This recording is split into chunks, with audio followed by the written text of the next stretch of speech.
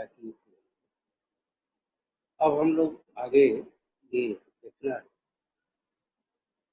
कि आचार्य सुश्रुत ने ओज के 3 अवस्थाओं का वर्णन किया है, या 3 तरह की विकृतियां, विश्रंस, व्यापद और क्षय। ये लक्षण जो है एक कॉमन सामान्य रूप से जब ओज में विकृति आती है या ओज का क्षय तो उसके लक्षण ओज से संबंधित व्याधियां तो स्पेसिफिक ही है अन्य, लेकिन एक कॉमन रूप से यदि ओज में विकृति आती है या ओज का क्षय होता है तो ये कौन कौन से लक्षण, जैसे विश्रम में उन्होंने कह दिया संधि विश्लेषो पात्राणाम दोष चयनम क्रिया संबंध। एक समान रूप से यदि ओज में विश्रम होता है, चलायमान हो जाता है, धातुओं से अलग होने लगता है, उस स्थिति में पहला लक्षण होता है संधि विश्लेष, यानी लगता है कि इनकी जो संधियां हैं वो अलग तरह के लक्षण, पूरे शरीर में दर्द जैसा, थकावट जैसा एक महसूस होता है। क्रिया संबंध, क्रिया का संबोधन का अर्थ है कि एक फीलिंग होती है कि हमारे शरीर के अंग काम नहीं, जैसा कि ये शब्द क्रिया क्षय लिया आया है। एक चरक संहिता में जब कहा गया है कि वात और कफ क्षीण हो जाए, पीत बढ़ जाए, उस स्थिति में क्या होता है कि ओज का विश्रम, चरक में होता है, उसका विश्रम होता है, और ग्लानि इंद्रिय दौर्बल्यम मूर्छा क्रिया क्षय, वहां भी चरक ने भी कहा है क्रिया क्षय का सुश्रुत ने उपयोग किया है। कहाँ? राजक्षमा में क्रिया क्षय क्षय के कहते तो क्रिया क्षय। तो यहाँ ये लक्षण बताया गया कि विश्रम स्थिति एक सामान्य रूप से यदि लगे, कहते हैं बहुत लोग कि हमारे शरीर का अंग काम ही नहीं कर रहा, लग रहा है कि शरीर काम ही नहीं कर रहा, और शरीर में थकावट हो जाए, दर्द होने लगे, संधियों में लगे कि संधियां कार्य नहीं कर, संधि शूल नहीं, ये लगे कि संधियां काम नहीं, ये एक सामान्य लक्षण विश्रम। फिर इसके बाद दूसरी अवस्था उन्होंने कहा व्यापक, उसका व्यापक का अर्थ होता है विकार। इससे क्या होता है? तो जो व्यापक मैं कहने तो दिया नहीं शुरू में व्यापक में क्या होता है, लेकिन व्यापक विकार माने तो इसका अर्थ हुआ कि उसके जो 10 गुण होते, उन 10 गुणों में किसी गुण में विकृति आई तो ओज नॉर्मल न रहकर एब नॉर्मल हो तो स्थिति होती है। जैसे उदाहरण से वातज प्रमेह में आचार्य चरक ने क्या किया, ऊर्जा पुनर्मधुर स्वभाव, ओज का स्वभाव होता है वो मधुर होता है, वायु रक्षा कसायित्व, वायु अपने रुक्षता से पृथ्वी और जल से जल शोषित कर लेती है, और पृथ्वी के साथ जल डिसअपियर हो जाता है, वायु अपीयर, तो पृथ्वी प्लस वायु इक्वल टू कसाय। तो ओज तो है लेकिन ओज नॉर्मल नहीं है, ओज जो है वो मधुर न होकर कसाय है। तो इस तरह ओज में ये विकृति भी आई। जब इस तरह की विकृति आ गई, विकृत बाइक आ गई, ये कोई आवश्यक नहीं है कि पर्टिकुलर एक रोग में ही एक सामान्य रूप से भी वृक्षाहार लिए और अन्य आहार भी ले रहे हैं तो स्थिति आ सकती है। तो यदि ओज के 10 गुणों में किसी गुण की तो व्यापक नीति से स्तब्ध गुरु का बात को गण भेदो ग्लानि तंद्रा, एक सामान्य अंदर ग्लानि हुई, तंद्रा आएगा, या वातज सोच भी हो सकता है। इस स्थिति बहुत सारी ऐसी सोच की स्थितियां होती है, सोच समझ में नहीं था क्या, तो वहां ओज की विकृति से अस्तब्ध दुर्गत, शरीर में भारीपन और जकड़ाहट। प्राय ऐसा होता है कि क्लीन करता है कि शरीर जकड़ गया है, तो ये स्थिति इसमें आ जाती है। अब इसके बाद क्षय की स्थिति, तो क्षय में तो उन्होंने माना चरक भी क्षय की बात बताए हैं, क्षय की स्थिति माने हैं। लेकिन सुश्रुत ने क्षय में कहा मूर्छा मांस क्षयो मोह प्रलापो मरणम, ये सीधी अवस्था। और यहाँ कहे मूर्छा और क्षय में मांस केवल एक धातु का विशेष मांस, हम लोग पहले भी डिस्कशन कर चुके थे कि ओज से मांस का गहरा संबंध है। चरक ने भी जब इम्यून पर्सन के व्याधि क्षम पुरुष का जब लक्षण बताते हैं तो वहां शुरू करते हैं मांस से, सम्मांस परमाणु, और इंड करते हैं सम्मांस क्षय में। और आचार्य सुश्रुत ने भी क्षय की स्थिति में ये बताया मांस क्षय, मूर्छा, मोह, राप, मतलब कि जो भी लक्षण बताए हैं सुश्रुत ओजा क्षय में और अरिष्ट, एक धातु से संबंधित एक बताए ये मांस क्षय, उसके बाद सीधे कहे मृत्यु। आचार्य चरक ने भी लगभग इसी तरह विभेति दुर्बलो अभिक्षण ध्यायति व्यथेन्द्रिय दुच्छायु दुर्मना छामसु क्षय, जबकि थोड़ा सा आचार्य चरक का भी उन्होंने भिन्नता लिया दुर्मना शब्द का। दुर्मना का मतलब है मनोबल नहीं, लेकिन इतना उन्होंने एक इंडिकेशन कि इसमें पहला प्रभाव मन पर विवेक, तब उसका प्रभाव इंद्रियां और शरीर पर। जबकि आचार्य सुश्रुत ने जो व्यापक विवरण वो अधिकतर शारीरिक शरीर पर ही प्रभाव होता है। जैसे हम लोग देखे उसमें भी विश्रांत में भी इसमें देख रहे हैं मांस मूर्छा, इसमें भी देवस्था गुरु गात्रा बात सोको वर्ण भेदो चलानी तंद्रा, ये शरीर से ही संबंध है। संधि विश्लेषो गात्रा नाम पद्म क्रिया संजोधा, ये भी शरीर से। ये थोड़ा विवेचन कर कि दोनों में अंतर है, बस यहाँ पर हम लोग समय अभाव है, विवेचन होगा।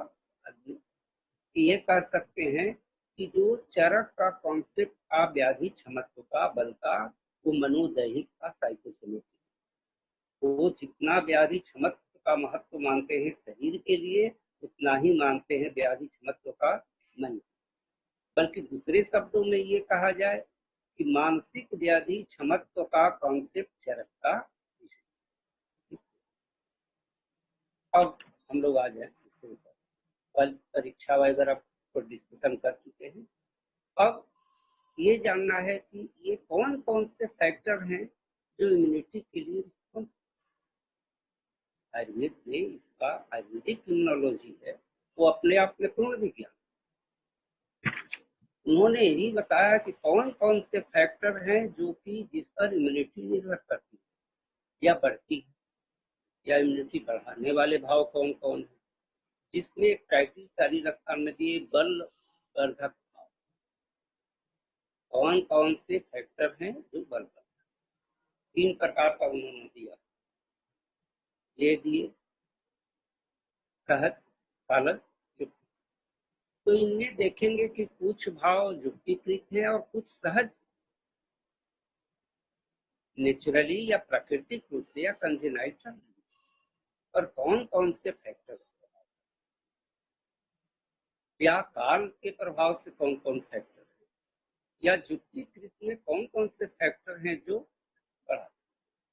विशेषकर उन्होंने जो दिया सहज के और काल, जैसे यहाँ दिए बल वृद्धि करा तत्व में भावाभवन कौन कौन से, तो बलवत पुरुष से देश से जन्म, फिर कहे बलवत पुरुष से काले, सुखश्च काल योग, बीज क्षेत्र गुण संपन्न, आहार संपत्त, सात्म संपत्त, सत्व संपत्त, स्वभाव संसिद्धि, यौवन कर्मम संघर्ष।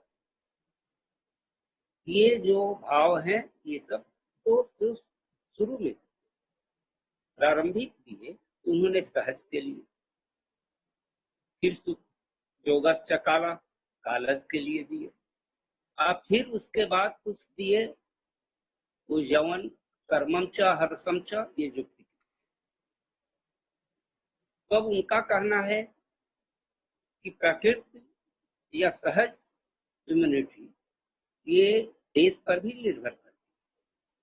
उन्होंने विमान स्कंद 8 में इसका विधिवत वर्णन किया है। जैसे तस्मिन् भूमि देशे मनुष्याणाम आहार जातम, किसी विशेष देश में विशेष आहार लिया जाता है जो बलवर्धक होता है, किसी देश में कुछ ऐसा आहार लिया जाता है और भूमि देश का प्रभाव होता है जहां पर बल अवर होता है। ये कहे कि ये बल का पहला जो निर्भर करता है देश पर, कि किस भाग का भूभाग का व्यक्ति रहने वाला है और उस भूभाग में उत्पन्न होने वाले आहार, उत्पन्न वाले कहीं के श्रेष्ठ होते हैं वही आहार, कहीं के अवर होते हैं। तो ये बड़ा एक उनका उच्च स्तरीय था कि पहला फैक्टर है इम्यूनिटी को प्रभावित करने वाला है वो देश। फिर दूसरा कहते हैं कि जन्म बल पुरुष काले, किस समय वो व्यक्ति पैदा हो, उस समय काल कैसा, ये भी निर्भर करता है। तो व्यक्ति पैदा किस साल, तो इसको कहे कि जन्म बल। अब सुखस्य काल युगस्य, ये कालज है। जैसे कहते हैं ना कि विसर्ग के अंत में, आदान के प्रथम अवस्था में नेचुरली स्वाभाविक रूप से बल अधिक रहता है, तथा आदान के अंत में विसर्ग के प्रारंभ, ये प्रायः इस समय क्षमत्व या बल कम रहा है। तो इस तरह उन्होंने दिया कि सुखस्य काल। और सबसे इम्पोर्टेंट दिए कि बीज क्षेत्र गुण संपत्ति, कि बीज क्षेत्र गुण संपत्ति शुक्र और शोणित यदि दोनों सही हैं तब तो बल होगा या अधिक होगा, और यदि इसमें कहीं दिक्कत है तो फिर बल कम होगा। तो उन्होंने कहा कि बीज मतलब शुक्र शोणित गुण, जो नॉर्मल स्टेट बताए गए हैं कि शुक्र कैसा होना चाहिए, शोणित कैसा होना चाहिए, यदि दोनों दोष रहित है तो उससे जो बच्चा होगा उसमें सहज बल यानी कंजेनाइटल इम्यूनिटी, उसमें किसी तरह की कोई गड़बड़ी नहीं है यहाँ। या ऐसा भी होता है कि जो गर्भिणी परिचर्या बताया, उस गर्भिणी परिचर्या में देखेंगे कि ऐसा विधान है कि उन बच्चों में होने वाले भावी बच्चों में एक सहज बल या इम्यूनिटी है, इस तरह का विधान। और शुक्र को नॉर्मल होना चाहिए। फिर नेक्स्ट बताए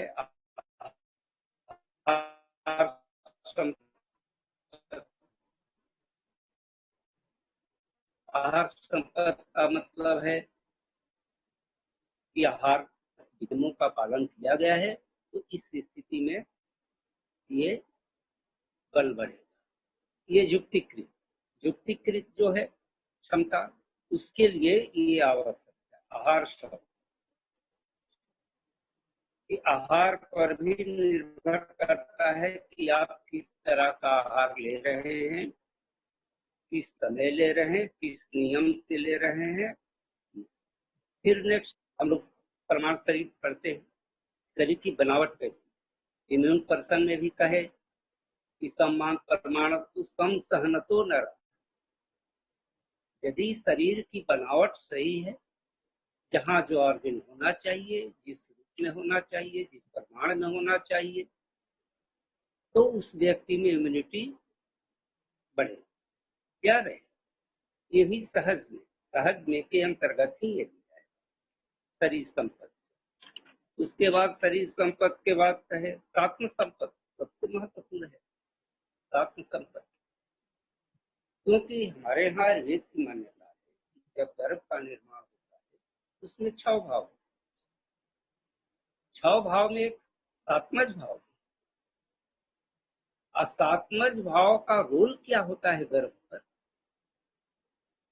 हर का रोल बताया गया। मातृज भाव से ये होगा, पितृज भाव से ये होगा, सप्तज भाव से ये होगा, आत्मज भाव से ये होगा। तो सात्मज भाव का क्या पड़ता है गर्भ पर इफेक्ट? तो पहला ही दिए आरोग्यम।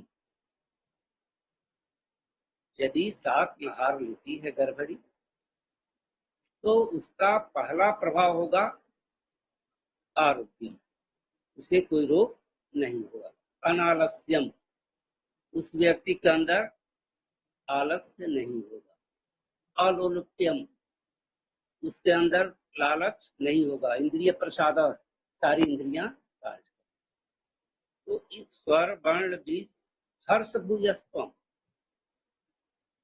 तो ये देखेंगे कि सात्मज भाव में टोटल जो इम्यूनिटी के लिए आवश्यक है, जो इम्यून पर्सन का लक्षण है, वो 60% सात्मज भाव।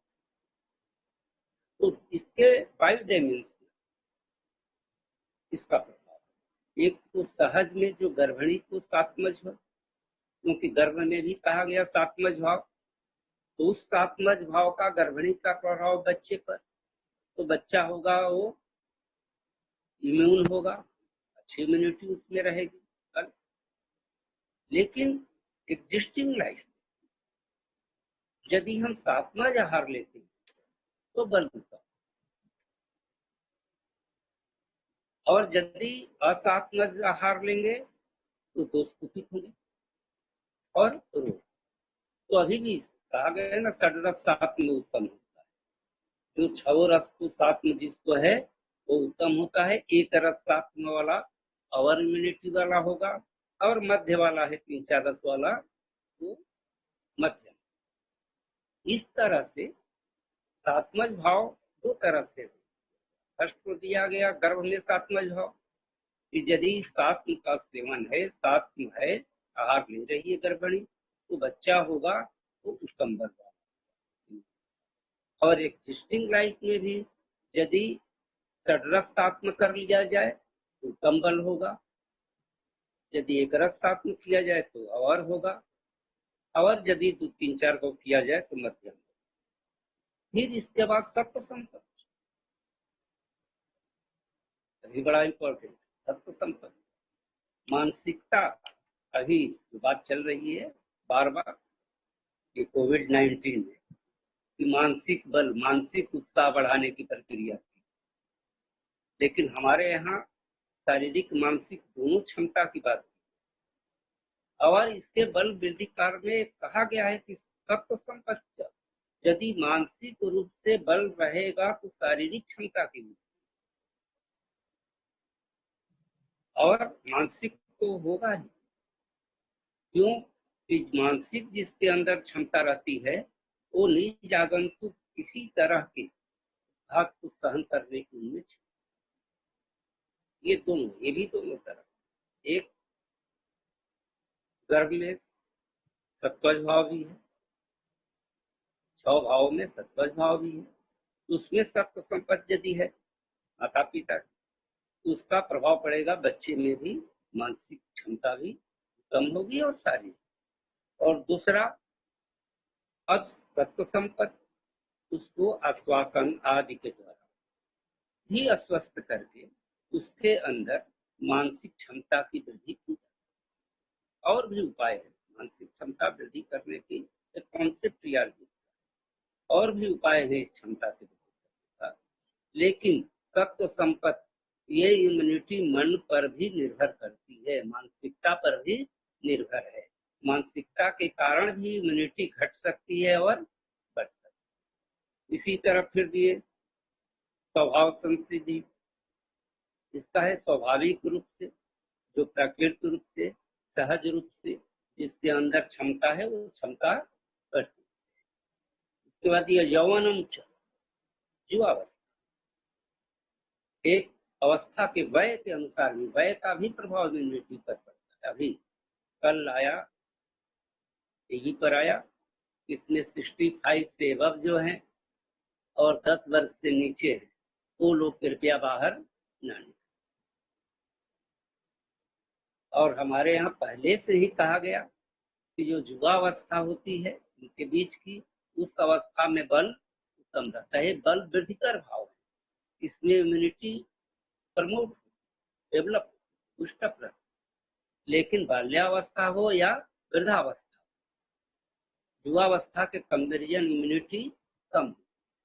फिर कर्मम च, क्रिया, चेष्टा। क्रिया क्या है? चेष्टा का व्यायाम आदि, ये सब जो क्रिया है ये बढ़ाने वाला। व्यायाम के लिए स्पष्ट कहा गया कि व्यायाम से बल की वृद्धि होती। यही नहीं, इस व्यायाम को फिजियोलॉजिकल मार्कर में भी रखा गया, जहाँ फिजियोलॉजिकली इम्यून पर्सन बताया गया। क्षुत पिपासा तप सह, वहाँ शीत व्यायाम समसह, वहाँ व्यायाम को भी कहा। मैकेनिकल जो कार्य कर रहे हैं, मैकेनिकल है, तो इस कार्य करने से, व्यायाम करने से बल की वृद्धि हो। स्पष्ट कहे हैं, चरक कहे भी कि शरीर चेष्टा या चेष्टा अस्थैर्यम बलवर्धन। उन्हें कर्म में स्पष्ट कहे कि शरीर चेष्टा, क्या चेष्टा? स्थैर्य, स्थिरता आती है, और बलवर्धनी, इम्यूनिटी को प्रमोट करती है। किसी तरह की जो शारीरिक चेष्टा, उसको कहा कि देह व्यायाम संख्याता मात्रायाम समाचरित। इसी शारीरिक चेष्टा को ही हम व्यायाम करते, लेकिन ये मात्रा पूर्वक, ये आवश्यक नहीं माना जाए पर डे एक फिजिकल लेबर करने वाला व्यक्ति, श्रमिक जो है, जो श्रम कर रहा है शरीर से, तो चेष्टा जो कर रहा है वही उसका व्यायाम। इसी से, और सुश्रुत ने भी कहा कि जो आयासजनक थकावट लाने वाली क्रियाएं हैं वो व्यायाम है। तो व्यायाम से ये नहीं कि हम सुबह उठकर पीटी करें, प्रेक करें, यही व्यायाम। जो शारीरिक श्रम कर रहे हैं वो व्यायाम। इसी से चरक ने पहले कहा कि शरीर चेष्टा या चेष्टा स्थैर्य करने वाले स्थैर्याणम बलवर्धन, वो बल को, इम्यूनिटी को प्रमोट। इस तरह ये जो फैक्टर्स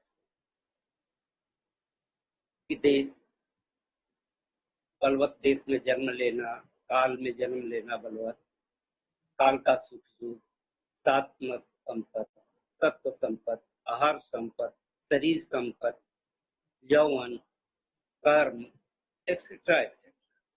तो आयुर्वेद ने ये माना कि कुछ फैक्टर्स हैं जिनका इम्यूनिटी पर इफेक्ट होता है और वेरिएशन। देश के अनुसार भी ये नहीं कह सकते कि पूरे भारतवर्ष का या पूरे विश्व की इम्यूनिटी, बल्कि हर जगह अलग अलग। अब इसके बाद हम लोग आए कि इम्यूनिटी कि कैसे, इसको 3 प्रकार है। सहज, सहज की तो चर्चा हम कर ली। कालज, कालज भी काल के अनुसार होना है जैसा है। अब हमारे पास एक बचता है युक्ति, कि जो आहार और विहार से, इसको तो युक्तिकृत जहाँ का है वहाँ चरक ने स्पष्ट कहा कि युक्ति कृतम पुनस्तत् तदाहार चेष्टा जो है, इसमें 2 ही दिए, आहार और चेष्टा। युक्तिकृत है वो आहार से ही उसको पूरा, और चेष्टा मतलब शारीरिक, शारीरिक करे, मानसिक करे, ये चेष्टा। जो चेष्टा भी हमारी है 3 तरह की होती है, काय वाग मनस प्रवृत्ति कर्म। जो कर्म है वो भी 3 है, कायिक, वाचिक और मानसिक। इस तरह की चेष्टा करनी चाहिए। और आहार, आहार, अब इसमें उन्होंने कैसा आहार ले, कहा मधुर स्निग्ध शीतानि लघुनि च हितानि च, ओजसो वर्धयन् तस्मात्। मधुर, स्निग्ध, लघु और हितकर, प्रायः ये होती है कि गुरु आहार देते हैं कि जल्दी ब्रीहण हो जाए, बल आ जाए शरीर में। कॉमनली लोग ओज बढ़ाना है तो जितने पौष्टिक द्रव्य लें, बादाम खाएं, ये खाएं तो बढ़ेगा, लेकिन वो तो पचने में गुरु होता है। और जब पचेगा ही नहीं तो बल की वृद्धि कैसे? यहाँ स्पष्ट उन्होंने कहा मधुर स्निग्धान, मधुर लीजिए, स्निग्ध लीजिए, लेकिन लघुन च हितानि च। मधुर स्निग्ध हो लेकिन लघु हो। अभी बल बढ़ाने की बात हो रही है, अभी किसी को प्रेस्क्राइब कर दिया जाए कि हलवा खाए, बादाम खाए, बादाम पाक ले तो उससे इम्यूनिटी बढ़ने वाली नहीं। और ऐसा होना चाहिए जो स्निग्ध हो, मधुर हो, हित हो, लेकिन लघु हो। और चेष्टा, व्यायाम, योगजम। योगजम का अर्थ तो होता है, कुछ लोग तो योग से योग विद्यार्थ ले लेते हैं। योगजम का मतलब दोनों साथ साथ, आहार भी उत्तम हो और साथ में शारीरिक चेष्टा भी। आहार लेकर कोई बिस्तर पर पड़ा रहे, उससे इम्यूनिटी बढ़ने वाली नहीं। तो वहां उन्होंने युक्तिकृत में ही दो ही फैक्टर रखा, कि आहार और चेष्टा, व्यायाम। अब आहार में भी एक कॉमन कौन सा आहार है, जैसे अभी बताना हो कि कौन सा आहार लिया जाए, तो इसमें सबसे श्रेष्ठ कहा गया गोदुग्ध हमेशा बल वृद्धि कर होता है, इम्यूनिटी बढ़ा। ऐसा देखा भी गया है कि जो बचपन से गाय का दूध या गोदुग्ध, उनके अंदर इम्यूनिटी बहुत। क्यों गोदुग्ध? इसलिए कि 10 गुण जो ओज के होते हैं, वो गाय के दूध में। और आचार्य चरक ने 27वें अध्याय में स्पष्ट कर दिया है कि 10 गुणम तम मृदु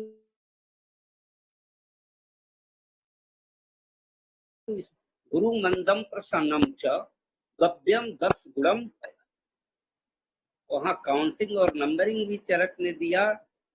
गव्यम 10 गुणम पया, गाय के दूध में ये 10 गुण, और ये 10 गुण स्वाद बहलम लक्षण तीक्षिलम, ये सब ओज के गुण। तो चरक ने एक इंडिकेशन कि ओज के जो 10 गुण होते हैं, एक ही है आहार ऐसा जिसमें 10 गुण एक साथ पाए जाते, और वो है गोदुग्ध।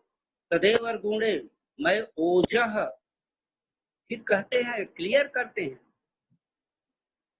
कि तदेव गुणम मैं ओजह सामान्यम अभिवर्धयेत्। लोग जानते हैं आयुर्वेद में है सर्वदा सर्वभावानां सामान्यम विकारणम।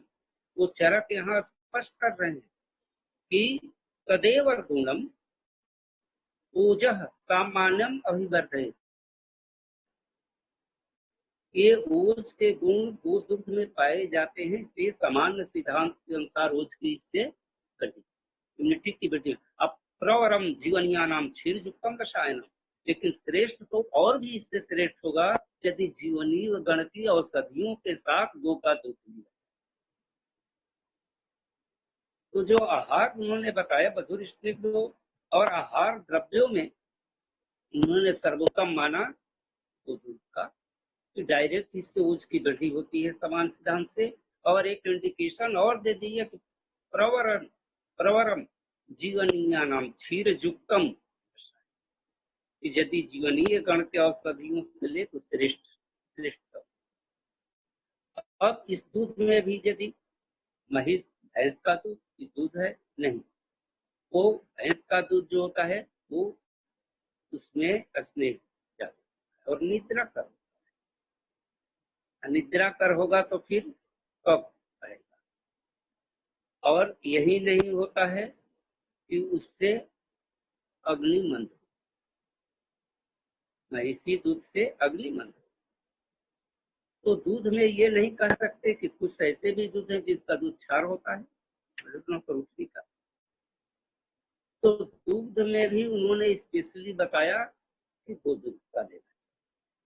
उसके बाद जो अन्य आहार है और जो मांसाहारी है उनके लिए मांस रस, शाकाहारियों के लिए दूध।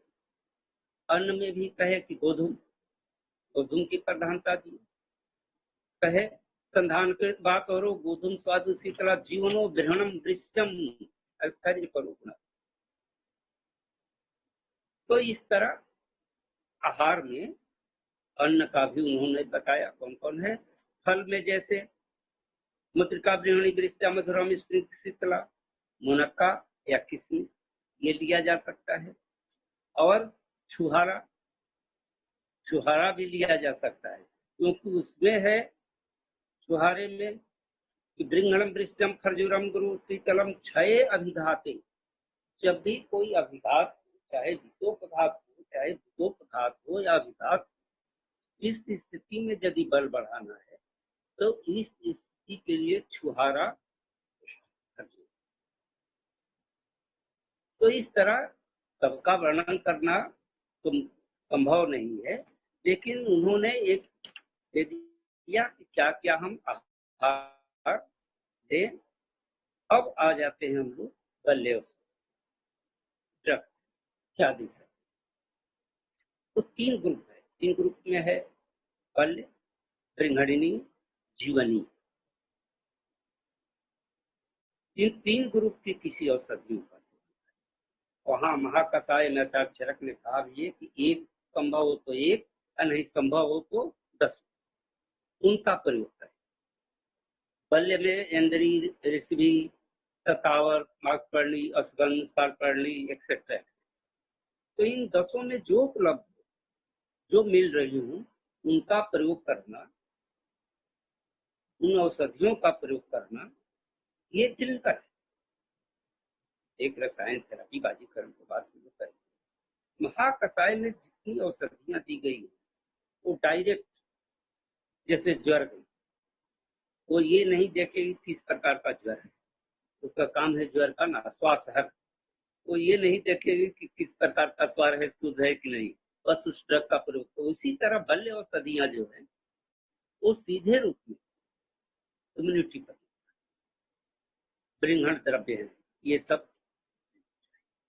अब ये आ जाता है फिर एक इसी व्याधि क्षमता पर, जैसा कि हम लोग डिस्कस किए कि 10 गुण 20 के हैं, 10 गुण ओझ के। ये 20 गुणों को दो तरह से क्लासिफाई किया गया है। एक तो क्लासिफाई किया गया है डोज के रूप में, 7 गुण वात के, 7 पित्त के, 7 कफ के। उनमें जब डिसबैलेंस होता है उसके लिए चिकित्सा है, काय चिकित्सा है, ये सब है। लेकिन जहाँ विष और ओज की बात आती है वहां बल बढ़ाने के लिए, ओज बढ़ाने के लिए, किसी तरह के उत्तेजक प्रभाव न पड़े शरीर पर, इसके लिए रसायन चिकित्सा। रसायन चिकित्सा रोगियों के लिए केवल नहीं है, रसायन और बाजीकरण चिकित्सा स्वस्थ के लिए है। कहा गया है स्वस्थस्यो ऊर्जस्करम, स्वस्थ ऊर्जस्करम नहीं, स्वस्थस्यो ऊर्जस्करम। स्वस्थ व्यक्तियों में ऊर्जा के लिए, हेल्थ प्लस के लिए रसायन और बाजीकरण दोनों। रसायन औषधियां रस धातु से प्रारंभ होती है और फिर अगले अगले धातुओं को, बाजकर औषधियां पहले शुक्र पर प्रभाव डालती हैं और फिर पूर्व धातुओं की। लेकिन दोनों का उद्देश्य यही है